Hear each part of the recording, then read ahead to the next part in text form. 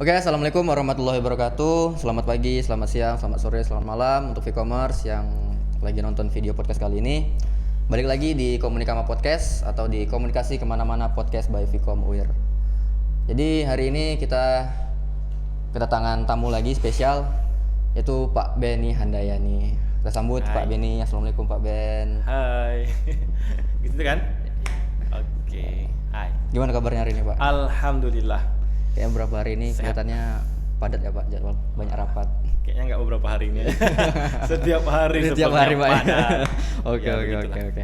Tadi pertama mau minta Pak Ben untuk perkenalan dulu. Oke. Cuman mungkin aneh rasanya kalau minta Pak Ben perkenalan lagi. Nggak ya. apa-apa. Kan karena yang nonton kan bukan anak Vcom aja kan? Iya sih. Ada aja yang baru jumpa, baru lihat saya. Boleh lah kalau Boleh. gitu. Boleh. Yang di sini udah kenal tapi ya. Udah. Udah kenal nilainya E. Oke, nama saya Benny Handayani. Terus apa lagi ya? Kalau perkenalan di podcast ini gimana ya? Ben asal dari mana Pak? Asal. Asli Pekanbaru atau gimana? Asal saya itu, ini agak panjang ceritanya nih. Kalau dari nenek saya yang ibu, Heeh. itu Pariaman. Itu saya orang Minang. Oh iya. Tapi saya lahirnya di Inhu, Indragiri Indragiri dulu. dulu. Lahirnya di situ di Lirik. Lirik. Nama daerahnya Lirik. Heeh. Terus ya secara apa namanya? Secara dari kecil sampai sekiranya SMA itu saya habiskan waktu di Inhu, berarti saya itu lebih ke Melayu Lebih kalau Melayu dari ya. ini, dari pergaulan. Melayu Riau Pak Ya, ya. Melayu Riau gitu. Oke. Apalagi Kak? Udah segini aja. Mungkin podcastnya. perkenalan itu aja nanti sambil kita ulik-ulik. Iya, masih perkenalan ya? Sambil kita Apalagi? ulik-ulik. Jadi Pak Ben ini udah berapa lama Pak di Vcom? Apa pertama tuh langsung jadi dosen Saya atau di Vcom dari 2010. dari Iya kan alumni Vcom. alumni Vcom Pak ya? Tahu berarti jadi mahasiswa dulu berarti Pak ya? Mahasiswa dulu. Terus berarti lulus langsung ambil S2 di mana Pak? Kayaknya kita cerita dari S1-nya dulu lah ya. S1 ya Vcom iya. Tiba-tiba langsung lulus. Iya benar sih benar. Enak ya. S1 saya di sini di Vcom. Jadi alma maternya kita sama ya. Kita satu alma mater sebenarnya S1. Adik tingkat. Tapi belum tamat ya Eka ya. Adik Belum tingkat. Jadi alumni Vcom dia. Adik tingkat. Adik tingkat. 2010 saya di Vcom. Kebetulan waktu itu 2010 angkatan kedua. Iya angkatan kedua. Angkatan kedua sejak Vcom berdiri. Jadi Vcom itu berdiri tanggal 29 Juni 2009. Nah, 29 Juni 2009 berarti angkatan pertamanya angkatan 2009. Iya. Nah, berarti di atas saya itu ada satu angkatan yang satu kelas. Hanya satu kelas. Hanya satu kelas, Pak? Angkatannya satu kelas. Karena baru Pak ya? Iya, karena baru ya, mungkin hampir semua fakultas atau prodi kalau baru gitu ya, masih Iya. awal-awal sedikit. Satu kelas, kemudian saya angkatan kedua. Saya angkatan kedua tahun 2010 itu di angkatan saya kalau saya tidak salah 3 apa 4 kelas. 3 kalau nggak salah. Berarti 3 kelas. udah cukup perkembangannya langsung Ya, juga Pak ya? agak. Dari 1 ke 3 atau 4 Ya, itu bahkan lumayan. sampai sekarang kan. Iya. Kalau komunikasi alhamdulillah tiap tahun meningkat terus jumlah mahasiswanya. Jadi saya angkatan kedua 2010. Waktu itu kita masih di gedung psikologi. Iya. Buat anak-anak UIR nih, gedung psikologi itu adalah tempat pertama Vcom berkuliah. Setidaknya kalau saya tidak silap sampai 2015 awal ya. Karena saya 2014 sudah tamat. Jadi saya nggak merasakan tuh gedung ini, nggak merasakan nih. Nggak Gedung merasakan baru ini Pak saya ya? nggak merasakan kuliah. Oh, jadi pas merasakan karena pas jadi dosen aja Pak Iya, ya? jadi dosen baru di sini. Jadi 2014 itu saya tamat masih di psikologi. Kami itu psikologi itu kan ada 4 lantai ya. Iya ada 4 lantai. Nah, lantai 1 2 itu psikologi, lantai 3 4 itu Untuk komunikasi, dipinjamkan ke ilmu komunikasi. untuk Vcom gitu. Jadi ya 4 tahun lebih kurang saya di gedung Berarti Vcom nih awalnya memang udah nggak gabung ini Pak ya? Dari Visipol? Karena kan sebenarnya masuk ke Visipol. bukan. Jadi memang dari awal udah sendiri Pak ya? Iya, berdirinya langsung Fakultas Ilmu Komunikasi. Oh gitu Pak ya. Oke. Terus Itu S1 ya? Itu S1. Kemudian saya tamat 2014, ada sedikit pengalaman bekerja itu di SPBE. SPB apa tuh Pak? LPG. Oh LPG. Ya, gas 3 kilo. Oh iya. Yang warna hijau-hijau Pak. Iya, jadi pengawas di SPBE itu sebentar sih. 1 atau 2 bulan. Itu bagian apa Pak? Kan dari Ngawas. komunikasi nih Iya. ke gas itu Nah, agak kebetulan- jauh tuh. Iya. Jauh ya. Kebetulan itu karena ada temen yang ngasih kerjaan. Oh. Kebetulan Pertamina ada ini nih, ada open recruitment untuk fresh graduate, Iya. mengawasi beberapa SPBE di area Di Riau. area Riau. Gitu. Jadi saya masuk salah satunya, ikutlah. Akhirnya lulus kan, terus penempatannya itu tidak jauh dari lokasi tinggal. Kebetulan waktu itu kan saya masih ngekos nih, baru tamat kuliah kan. Nah, baru tamat kuliah saya ngekos di Karya 1. Berarti memang Iya. warga Marpoyan juga dulu Pak ya. Warga Merpoyan, pemuda setempat. Pemuda setempat. Iya, pemuda setempat. Jadi saya dapat di SPBE Mas Arta itu di Daerah mana tuh Pak? Kulim. Oh Kulim. Sorry, bukan Kulim, Sekijang. Sekijang. Sananya Kulim lagi. Dia ada 2 tuh berdekatan. SPBE yang Kulim, yang masih area Pekanbaru, karena Kulim masih Pekanbaru Iya, kan. masih Pekanbaru. Nah, satu lagi Sekijang. Cuman jaraknya nggak terlalu jauh karena kan perbatasan. Iya. Nah, saya yang Sekijangnya. Itu makan waktu setengah jam lah kalau pakai motor. Waktu Lumayan. itu masih pakai motor. Lumayan juga Pak. Lumayan. Cuman kerjanya itu nggak nggak setiap hari harus datang kantor.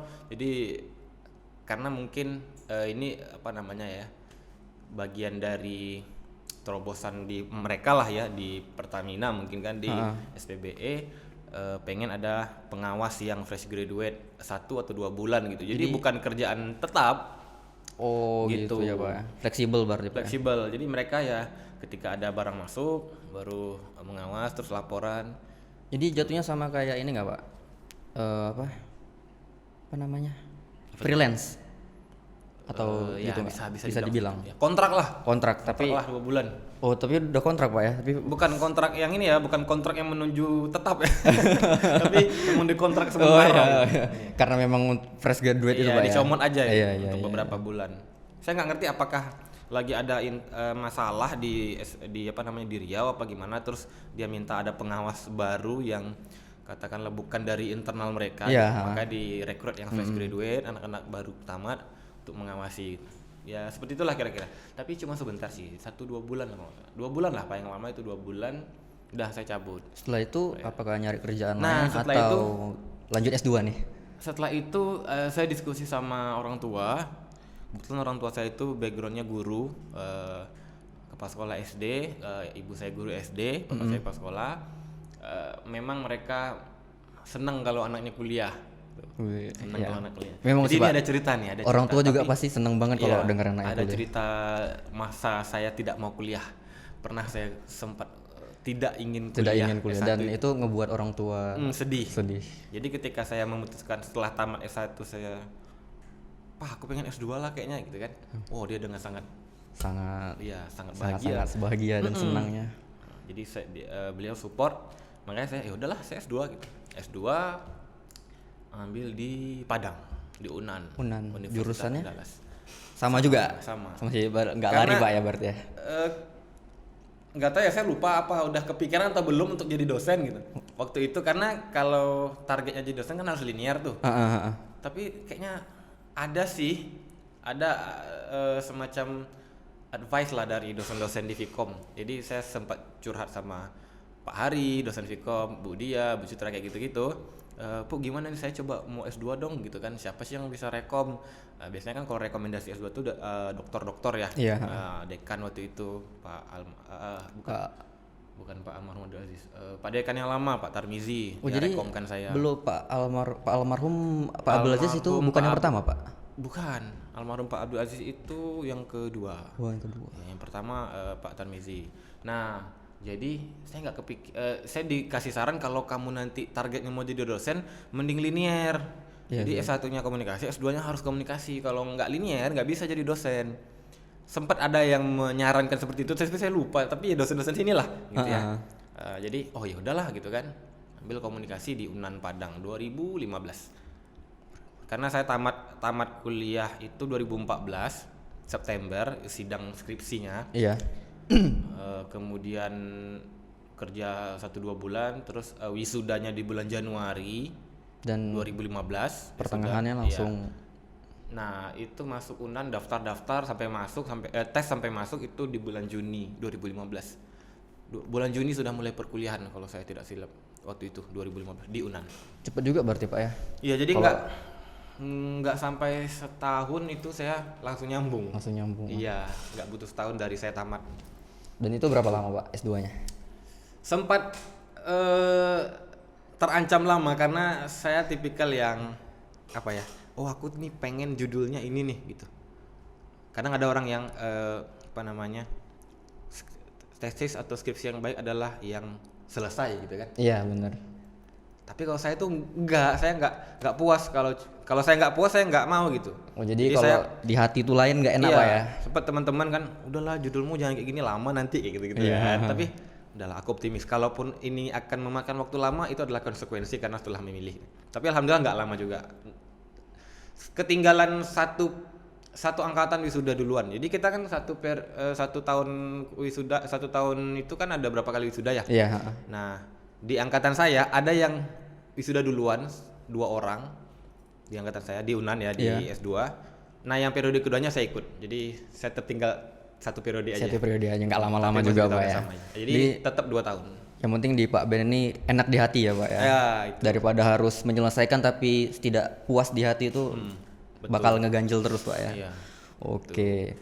Nah itu S2 selesai, apakah langsung masuk ke dosen Vkom atau gimana? Nah, di perjalanan S2 itu karena Vkom ini masih muda dan yang dosennya baru-baru ya, dosen muda-muda juga, gitu kan tahu sendiri ya. Forever yang. Ya, forever young.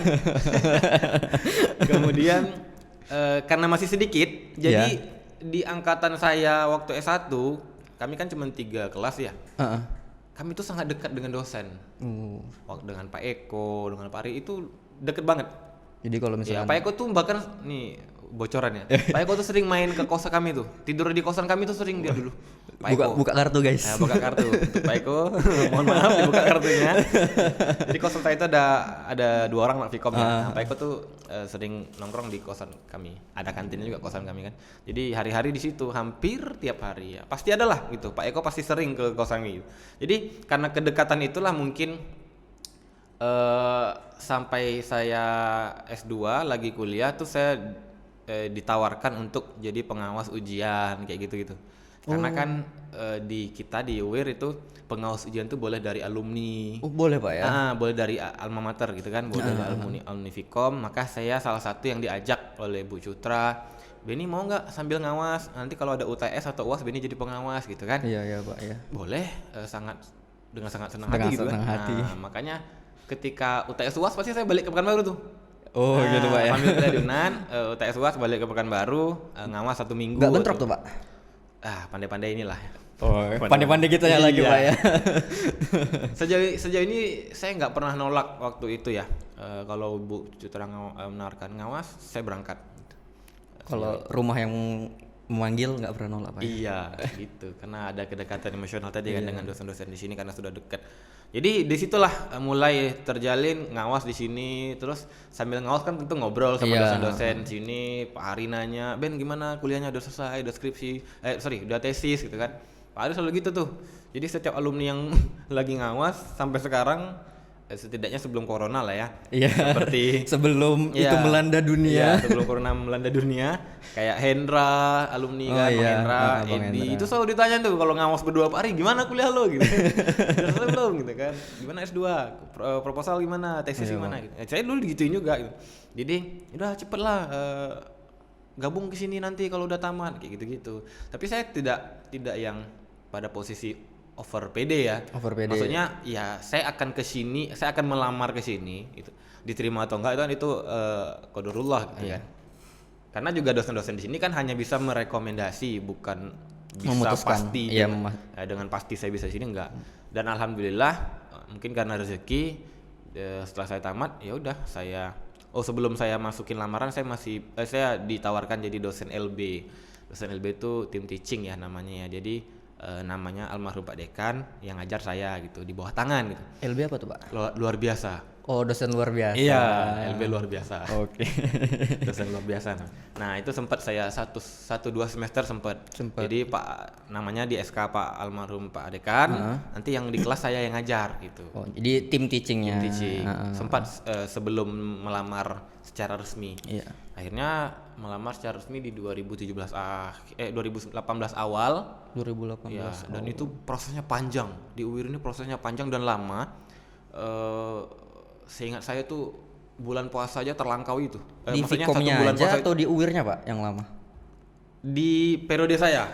Oh, di periode Bapak. Nanti malah generalisir kan. Iya, Di periode kami itu dulu lama. Jadi saya menunggu ya. Aduh, kapan ya keluar hasilnya gitu kan. Maksudnya kalau nggak diterima kita bisa cari tempat lain. Iya, Jadi ya tetap bersabar. Waktu itu Pak Al Sukri humasnya, saya sering nanyain Pak Sukri itu, Pak Ale gimana? Jadi udah ada belum kabar? Sering neror Pak Iya, ya. karena setelah tes dan menuju keluar hasil tes tuh lama sekali, 2 atau 3 bulan gitu. Jadi lama bersabar. Keren gitu. saya tadi hampir 1 tahun Pak. Enggak. Tapi itu kan cukup lama ya Iya, untuk cukup yang lama, iya. dalam tanda kutip sudah S2 nih, tapi belum kerja gitu. Iya. Dan nekatnya lagi, Apa tuh Pak?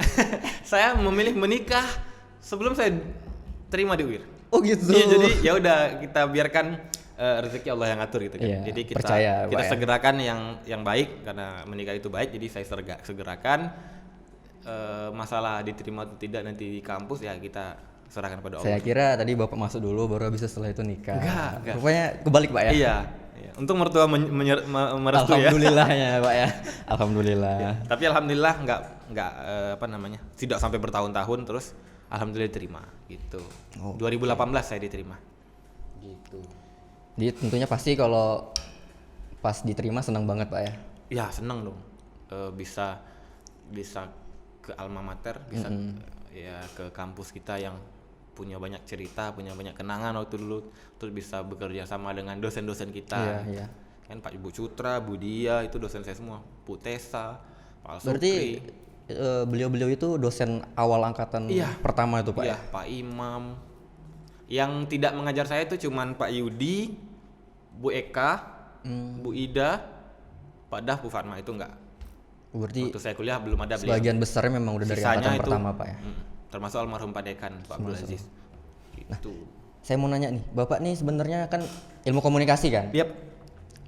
Jadi kan kadang di kelas itu ngajarnya beda-beda. Bapak pernah di kelas saya Bapak pernah ngajar ada konten kreatif, Iya, konten kreatif. ada dasar-dasar periklanan. Jadi sebenarnya bidang Bapak ini apa? Atau memang keseluruhan fokus bidangnya? Iya. Saya sih karena masih junior ya, jadi apapun mata kuliah yang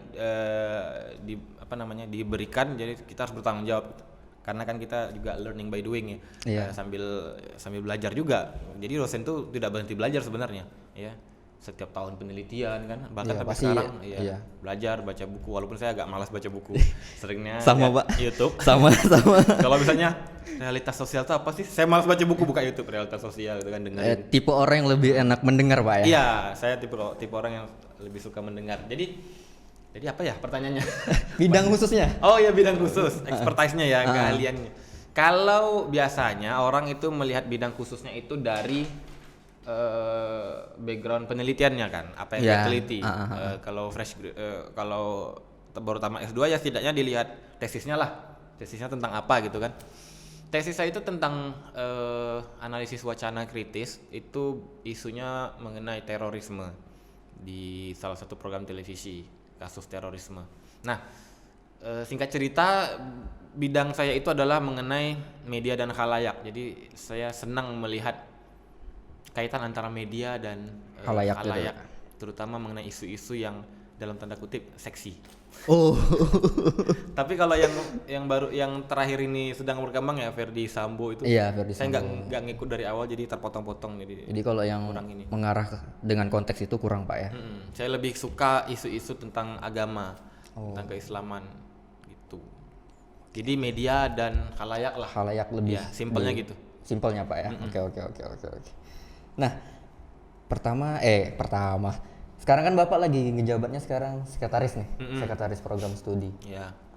Terus Bapak juga kan ngajar dosen gitu kan. Riwah nggak Pak setelah jadi habis Sangat. sekretaris prodi itu kan makin banyak dikejar-kejar sama mahasiswa gitu. Iya, Riwuh nggak? Makin riwuh nggak? Iya. Kalau gini, sekretaris prodi, kaprodi itu rasanya pengen dalam dunia ini hari itu ada 8 ya, bukan 7. Kenapa tuh, Pak? Kenapa tuh? Karena kayaknya kok kurangan hari ya, baru siap ini ada lagi kerjaan gitu kan. Oh, Udah libur hari weekend aja nih ya gitu. Jadi pengennya nambah hari, Pak ya? Iya, jadi weekend itu pun juga kerja kadang. Oh gitu. Saya itu kerja di kampus, tapi saya bukan tipikal yang memaksakan harus selesai gitu. Kalau saya udah merasa stuck ya saya keluar main jalan-jalan. Refreshing, Pak ya? Refreshing sekitar fakultas itu kan, ngobrol-ngobrol sama dosen-dosen. Dan di rumah nanti saya lanjutin, malam saya lanjutin. Jadi kapan istirahatnya tuh, Pak? Istirahatnya rata-rata saya istirahat sih jam 1 malam. Wow, keren e-commerce. Jam 1. Paling kalau udah capek kali itu jam 10 bisa ketidur, tapi jarang. Sebulan sekali paling. Bisa juga gitu. Oke. Banyak kerjaan. Jadi lumayan juga ya riuhnya jadi sekretaris prodi, Pak Banyak. ya? Kebayang nggak waktu zaman dulu kecil-kecil kan kalau kita nonton film kan apa namanya ada di meja kerja tumpukan pekerjaan Iya, gitu. Kita kan waktu kecil apa sih yang dikerjain tuh kan? Sekarang pas sudah di dunia kerja Ngerasain, Pak ya? memang kerjaan itu banyak. Oh iya. Numpuk. Yang harus dibuat laporannya segala macam, Pak ya? Terus refreshingnya ala Bapak itu gimana? Ya itu tadi. Karena kami tahu ini kan dengar-dengar Bapak juga dari akun media sosial Bapak tuh kan Bapak juga berkuda. Oh, terima kasih telah mengikuti keseharian saya. Memanah, main volley kan. Nah, Iya. Saya suka olahraga memang, suka olahraga dari kecil. Dari kecil saya suka olahraga. SMP saya ikut pencak silat sampai SMA. Walet putih itu sampai Lama juga, Pak ya? Bagi yang pernah ikut walet putih. Walet putih ya? weh, ternyata ada satuan komunitasnya ya. Walet putih itu kalau nggak salah di Medan ya sentralnya ya, kalau nggak salah saya. Nah, walet putih saya sampai sabuk biru. Saya nggak tahu e-commerce. Iya. Pencaksilat walet putih namanya. Warisan leluhur tunggal pusaka tradisional Indonesia. Kalau saya karate, Pak. Oh, siapa karate ya? Ika karate ya. Nggak yang asli Indonesia. Oh iya. Pencaksilat Indonesia. Cintailah produk Indonesia, produk-produk lokal guys ya. Oke. Itu SMP. Kemudian SMA saya main volley. Latihan di sekolah. Kemudian kuliah saya sempat berhenti volley itu main biliar. Ikut biliar. Iya. Jadi kuliah, saya juga heran loh kenapa saya bisa jadi dosen ya. Tanyain sama dosen yang Viko. Kalau Bapak heran kami gimana? dosen senior kalian itu. Saya itu jarang loh ikut organisasi waktu S1 ya. Jadi selama kuliah Kupu-kupu. kupu-kupu. Iya, bukan tapi kupu-kupu. tapi di luar kubil-kubil. Apa tuh, Pak? Kuliah biliar. Jadi tapi di luar aktif kan, Pak? Di luar kampus. Juga. Paling zaman dulu ya paling ngeband gitu-gitu zaman itu kan memang masanya. Kalau sekarang masanya anak-anak game ya, gamers. Iya, gamers dulu sekarang. memang band gitu kan. Biliar. Jadi di biliar sempat diseriusin, sempat ikut kompetisi antar pelajar, tapi Keren, lingkupnya Mas. Pekanbaru aja tuh. Tapi sekarang udah jarang sih main karena segan ya. Besok Segan coba, atau nggak ada kawannya, Pak? nggak ada kawan. Besok saya kalau ada rezeki beli meja biliar sendiri taruh di rumah aja gitu. Boleh, main di rumah. Ajak istri, Pak ya. Iya. Habis itu kuliah ya. Setelah suntuk nih main biliar terus itu kan. Karena saya susah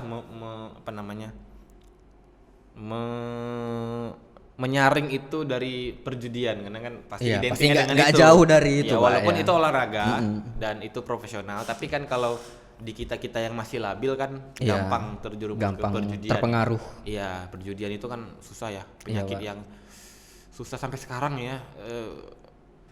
Dulu orang jadi togel, sekarang udah Bahkan jadi sekarang gamenya pun ada, Pak. gamenya itu sudah sangat biasa aja gitu Iya. kan, main judi Jadi online. hal yang sesuatu normal gitu, Ya, Pak. bukan kita ini ya, tapi kalau bisa itu dihindari. Iya, bener, bukan Pak, kita bener banget merasa e-commerce. sok suci pula.